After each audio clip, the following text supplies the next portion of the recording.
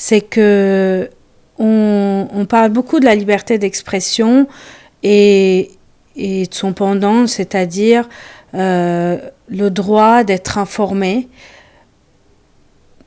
Et on oublie qu'en fait, derrière l'information, il y a des hommes et des femmes qui parfois prennent un risque, celui de leur vie, pour couvrir certains événements, notamment dans des zones de conflit, dans des zones dangereuses. Ils y laissent leur vie. Et tout ça pour, euh, pour répondre en fait à notre besoin d'être informé par rapport à ce qui se passe dans ces contrées-là. Et ce qui est choquant, c'est qu'on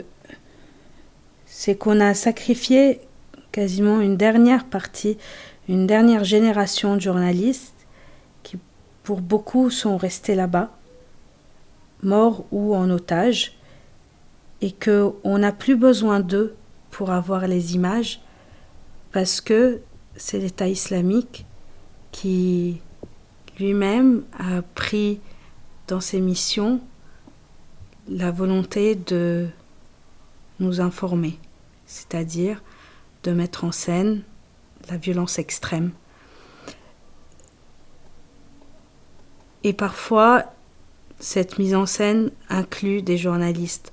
Alors, aujourd'hui, on est en février 2015, et je ne sais pas ce qu'il en est de beaucoup d'entre eux, parce qu'on parle beaucoup des journalistes européens, on relaie leur nom, on relaie le message des comités de soutien, et on oublie les journalistes locaux, ceux qui paient aussi le même prix.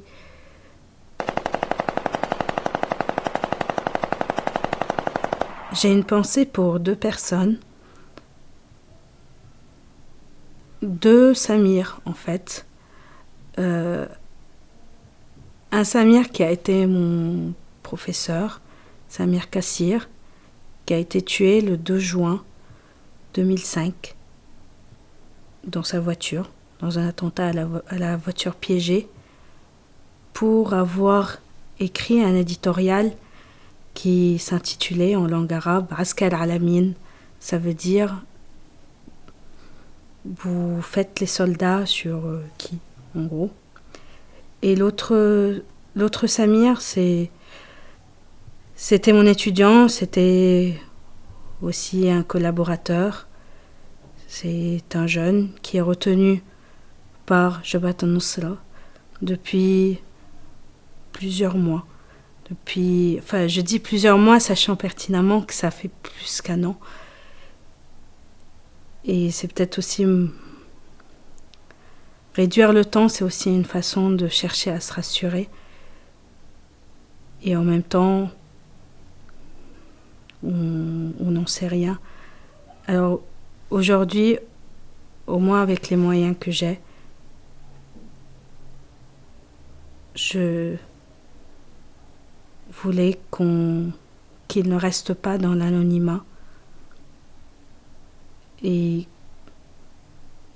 lui, avec tous les journalistes qui sont là-bas, qu'on sache enfin le prix qu'ils payent pour nous informer.